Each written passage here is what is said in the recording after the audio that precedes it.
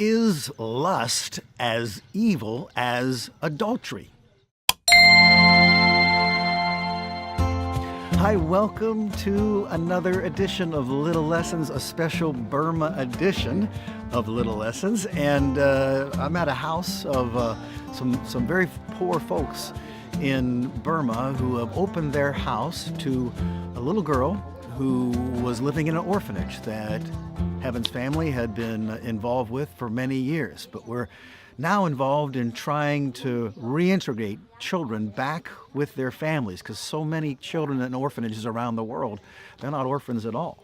They have living parents. If they can't go back to their parents because there's some problem in the family or something wrong with the parents, we try to get them back with close relatives who love the Lord. And we're at a house right now of a relative of a little girl who's been reintegrated, and she and her grandfather are actually being interviewed right now to make sure everything's going good. So I'm just kind of sitting on their little back porch here, and there's their water source, a pump that's where everything happens right there, as far as washing and bathing and drinking and so forth. All right, a little background. So we're going to keep on looking at some things that Jesus said in Matthew chapter 5.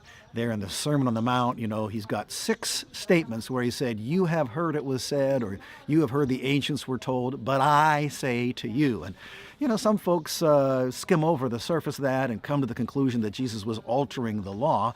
But as you look at it a little more closely, you see that, he's not altering the law. He's bringing back his disciples to the standards that were always there in the law and in the original intent of the law of Moses. And our question today about lust and adultery, revolves around that very thing. Is lust as bad as adultery? Well, some folks say it is because they read from Matthew chapter 5 where Jesus said, "You have heard it was said, do not commit adultery, but I say to you, whoever looks at a woman to lust for her has already committed adultery in his heart." Well, again, Jesus didn't say that lusting is just as bad as adultery, but he's pointing out something here that is really the original intent of the law of Moses. God didn't mean the law of Moses when he said, "Thou shalt not commit adultery." He didn't mean, and forgive me for saying this, he didn't only mean just make sure you don't penetrate someone of the opposite sex with your sexual organ, men, or vice versa, women. But anything right up until that point is okay. That's not what he meant, right? We all know that. Being involved in sexual activity with a member of the opposite sex to whom you are not committed in a covenant of marriage is wrong, right? And so anyone has the crazy idea that it would be okay to go right up to the point of intercourse and actually not, technically commit adultery, but that would be okay, is fooling themselves, right? Right. So Jesus is just taking it all the way to its logical end. Adultery always begins with the thought of adultery, the desire of what we term lust. And so he wants us to cut that off, cut adultery off at its source. He wants us purged of all sexual immorality, not just including the actual act of intercourse, but everything that leads up to that.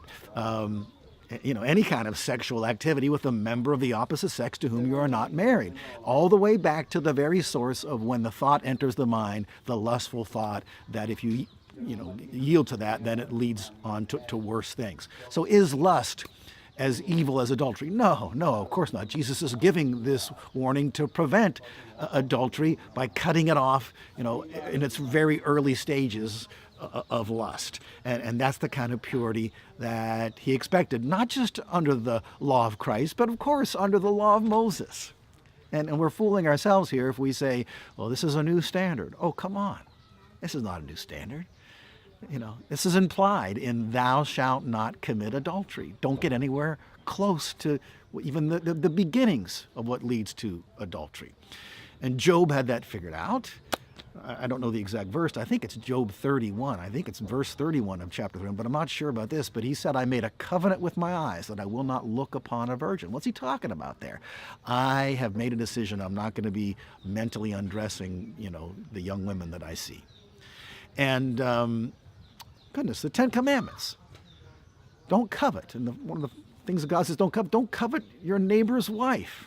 Well, what's that all about? That's thoughts, that's desires, that's in your heart, that's in your mind. Why might you be coveting your neighbor's wife? Well, come on, it's pretty obvious, okay? So lust is forbidden. This is not something new under the new covenant, it's under the old covenant. And that theme keeps on going as we read all of Jesus's "you have heard it was said, but I say to you" statements, becomes very clear. Not a new standard. Standard can be found in the law of Moses. All right, so Jesus gives some very practical advice about what to do to obey him in this. And he says, if your right eye cause you to stumble, cut it out.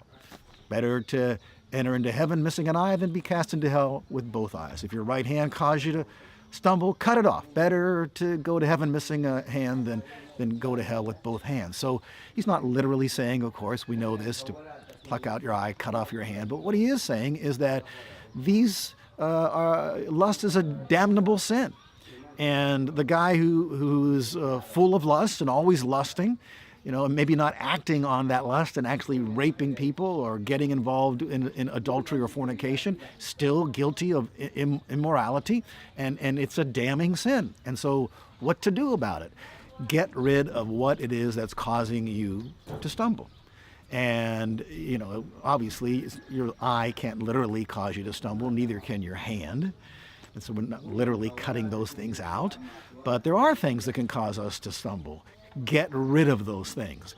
If it's a place where you drive by every day and you see something that causes you to stumble, stop driving by that way. If it's a TV show that you watch and that causes you to stumble, stop watching that TV show. You might want to just stop watching TV altogether, okay?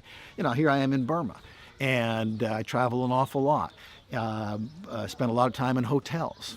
I just have made, a covenant with myself. I don't turn on the TV.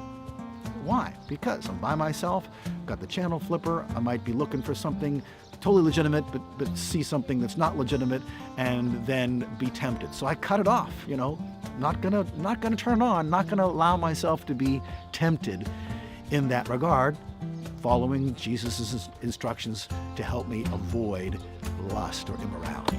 Okay, all right, that's today's little lesson. Thank you so much for joining me. God bless you.